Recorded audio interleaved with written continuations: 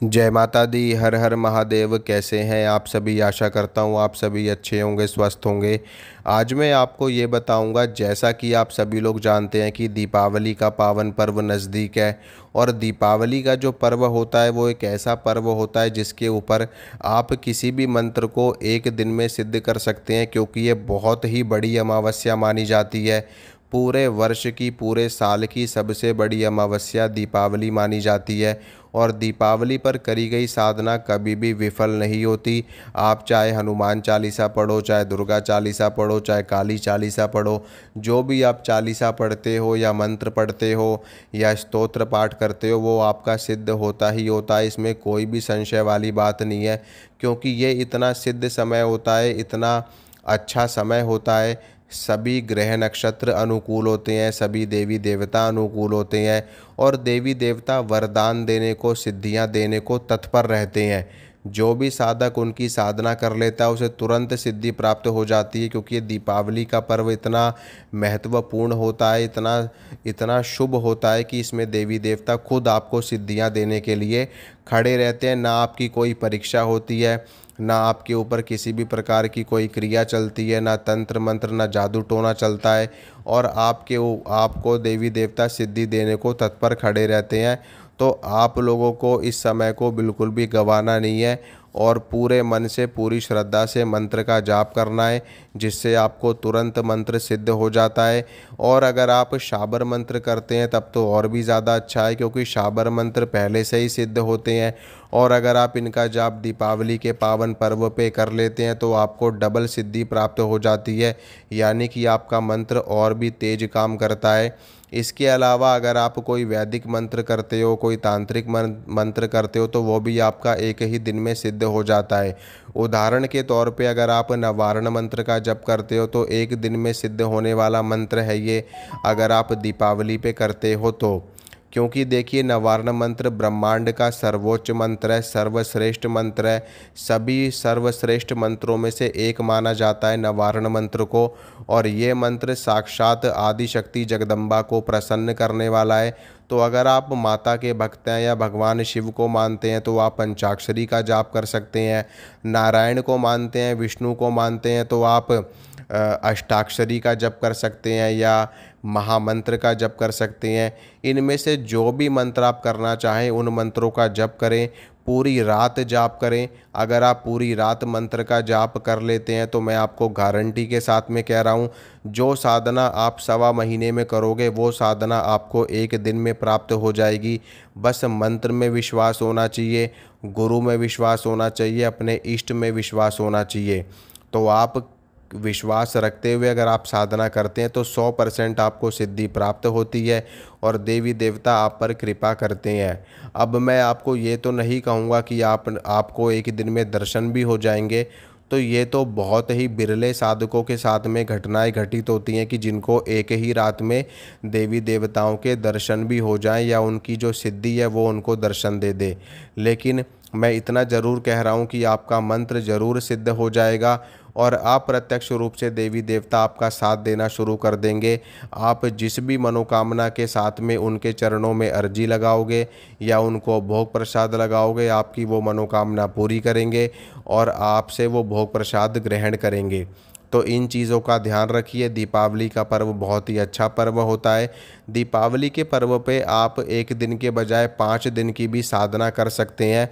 धनतेरस से लेकर के आप भैया दूज तक ये 5 दिन का पर्व माना जाता है। धनतेरस, छोटी दिवाली, बड़ी दिवाली, गोवर्धन पूजा और भैया दूज, तो ये 5 दिन का पावन पर्व होता है। आप कोई बड़ी साधना भी कर सकते हैं 5 दिन की, तो वो और भी ज़्यादा शुभ माना जाता है, उत्तम माना जाता है, क्योंकि 5 दिन में की जाने वाली साधना तो सिद्ध होती ही होती है। तो आप शाबर मंत्र का जाप करना चाहें तो उसका करें, वैदिक मंत्र का जाप करना चाहें तो उसका करें, कोई बीज मंत्र है, कोई तांत्रिक मंत्र है तो उसका भी जाप आप करके सिद्धि प्राप्त कर सकते हैं।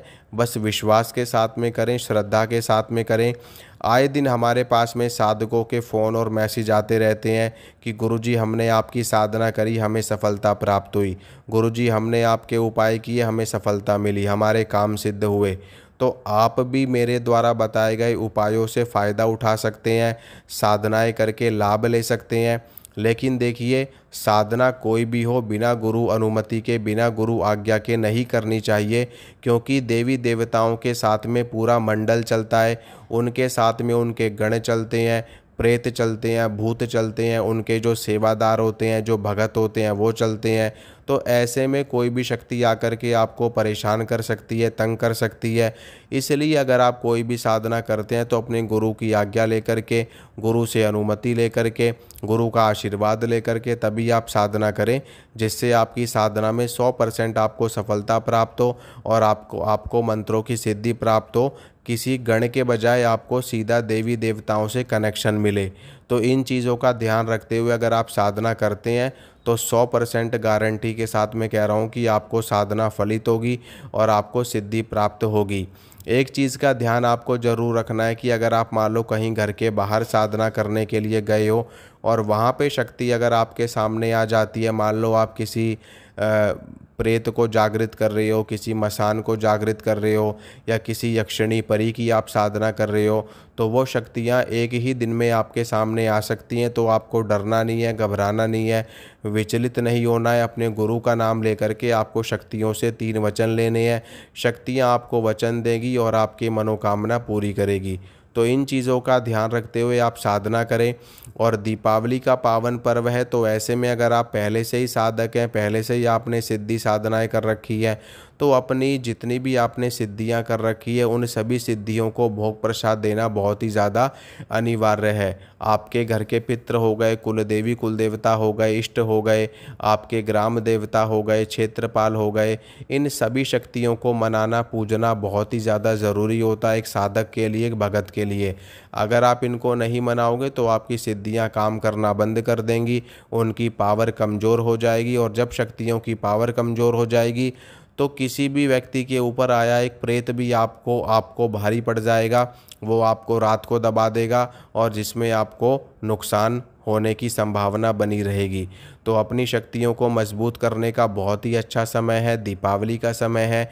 इस अवसर को साधक पूरे साल इंतज़ार करते हैं इस अवसर का, क्योंकि ये सबसे बड़ी अमावस्या मानी जाती है और इस समय पर की गई साधना कभी भी असफल नहीं होती। होली से भी ज़्यादा शक्तिशाली और सिद्ध समय ये माना जाता है।